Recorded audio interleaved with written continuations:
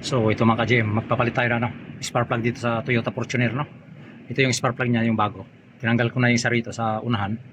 Ito, pag pinasok natin, gagamit lang tayo ng hose para may pasok natin sa butas kasi malalim yung butas nito. Yan. Tapos saka natin pipihitin.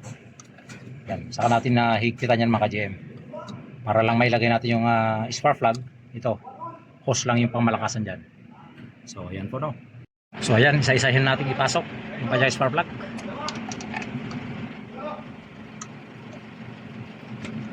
Gamit natin yung hose na pangmalakasan. Ayan, dito sa number 3.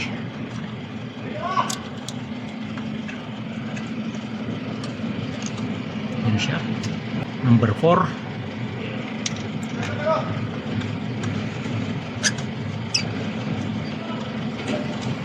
Yan, so nailagay na natin at higpitan na lang natin yan mga ka-GM.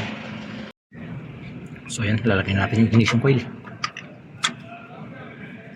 Yan, isa-isa.